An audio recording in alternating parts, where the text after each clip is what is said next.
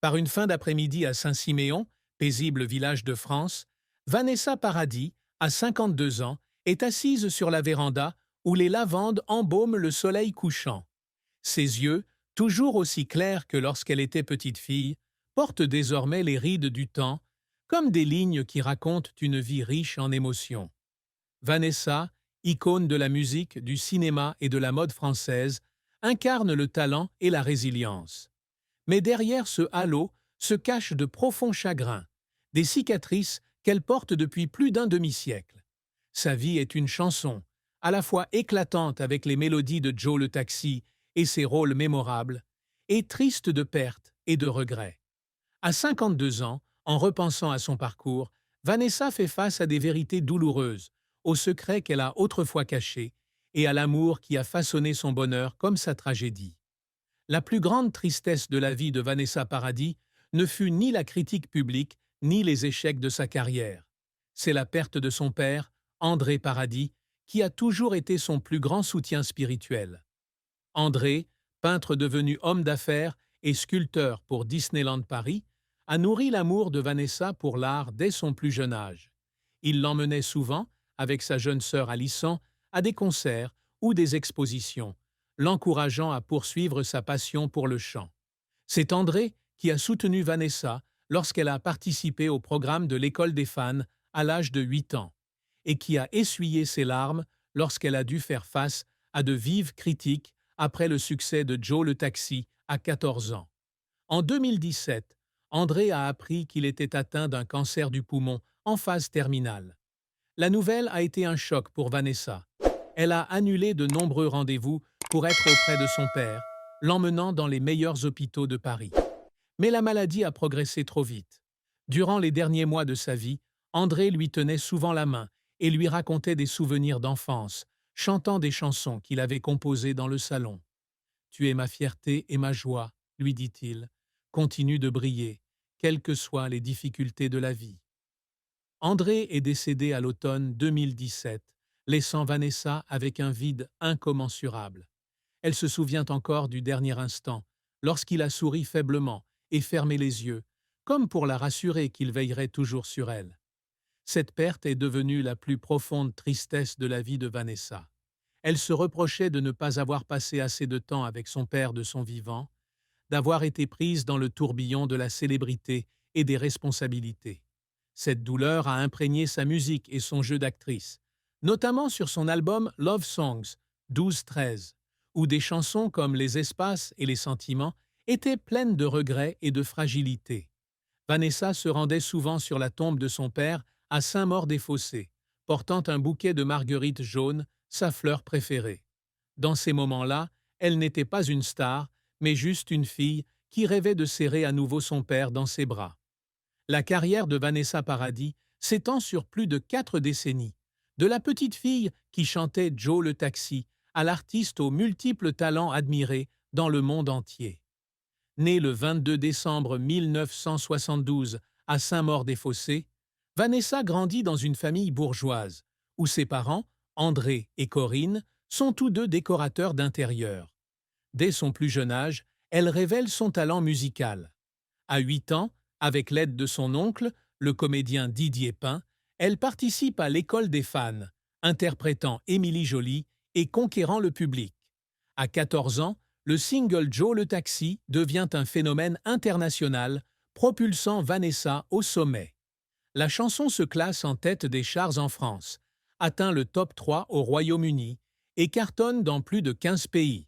Son premier album M&J, sorti en 1988, avec Étienne Rodagil et Franck Langolf, la propulse sur la scène musicale française. Cependant, les premiers succès s'accompagnèrent de difficultés. Vanessa devint la cible de critiques et de jalousie. Le public la surnommait Lolita, une image sexy inappropriée pour une adolescente de 14 ans. Elle fut huée sur scène, se fit jeter des objets par le public et même cracher dessus dans la rue. Ces expériences la laissèrent pleurer dans sa chambre à plusieurs reprises, se demandant si elle aurait la force de continuer. Un jour, après un concert raté à Lyon, elle resta assise en coulisses, sanglotant, se sentant mal aimée.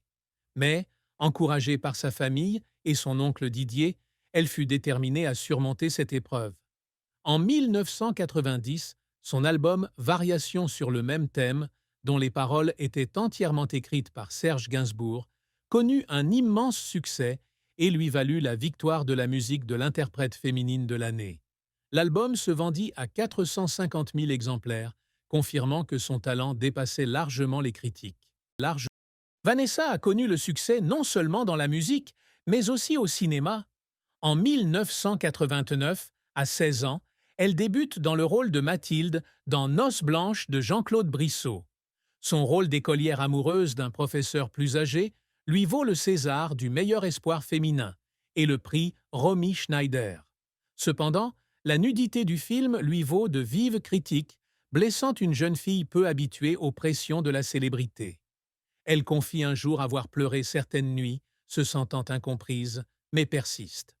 Les films suivants, comme Elisa en 1995 avec Gérard Depardieu, La fille sur le pont en 1999 avec Daniel Auteuil et Café de Flore en 2011, où elle incarne une mère d'enfants trisomiques, confirment son talent. Café de Flore lui vaut le Génie de la meilleure actrice en 2012, une étape importante dans sa carrière. Malgré ses nombreux succès, Vanessa connaît aussi son lot d'échecs. Le film Un amour de sorcière de 1997, malgré la présence de Jeanne Moreau et Jean Reno, n'a pas été bien accueilli par le public. De même, Une chance sur deux de 1998, avec Alain Delon et Jean-Paul Belmondo, a également échoué au box-office. Ces revers ont amené Vanessa à douter d'elle-même à plusieurs reprises. Elle a passé des heures en studio ou sur le plateau à essayer de peaufiner chaque détail jusqu'à l'épuisement. Un jour, alors qu'elle préparait son rôle dans L'arnaqueur en 2010, elle a souffert d'un violent mal de gorge, mais a tout de même essayé de tourner, ne voulant pas ralentir le tournage. Après une longue journée, elle est rentrée à son hôtel et a pleuré de pression et de solitude. Mais ce sont ces larmes qui l'ont formée à devenir une artiste résiliente, trouvant toujours un moyen de surmonter les difficultés. La fin de la vie de Vanessa Paradis fut tragique lorsqu'elle a fait face à la dépression en 2012, après sa rupture avec Johnny Depp, son compagnon de longue date. Cette rupture fut non seulement une perte personnelle, mais aussi un choc psychologique qui la plongea dans une profonde crise. Vanessa et Johnny commencèrent leur relation en 1998, alors qu'elle avait 26 ans. Ils eurent deux enfants, Lily Rose née en 1999 et Jack né en 1202. Durant leurs 14 années de vie commune, ils formèrent l'un des couples les plus admirés d'Hollywood, vivant une vie simple entre la France et les États-Unis. Cependant, la pression du travail, l'éloignement géographique et les rumeurs incessantes firent éclater leur relation. Lorsqu'ils se séparèrent officiellement, en juin 2012, Vanessa eut le cœur brisé.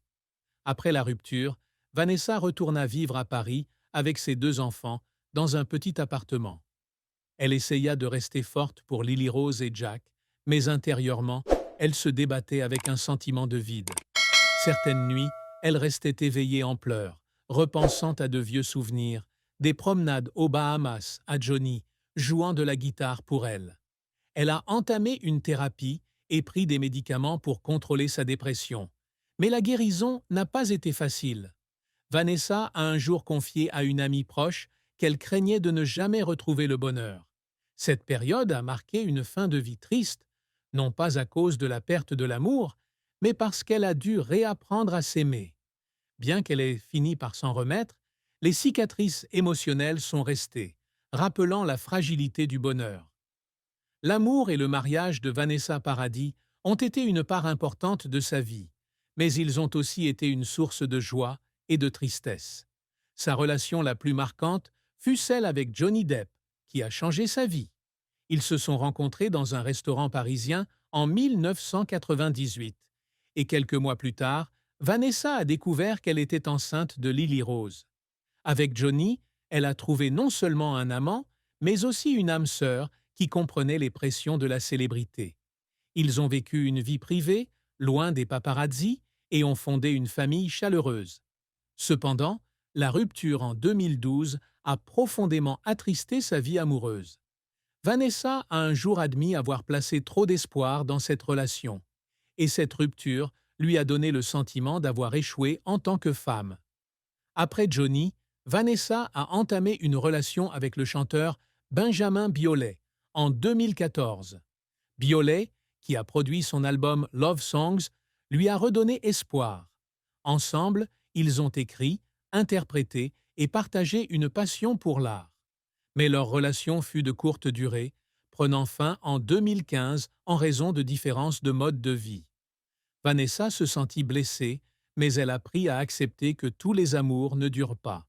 En 2016, elle rencontra Samuel Benchetrit, un réalisateur français, sur le tournage du film Chien. Samuel, à la personnalité réservée et à la sensibilité particulière, devint rapidement son compagnon. Ils se marièrent en juin 2018 lors d'une cérémonie simple à Saint-Siméon. Avec Samuel, Vanessa trouva la paix, mais elle portait encore en elle la tristesse de ses relations précédentes. Elle ava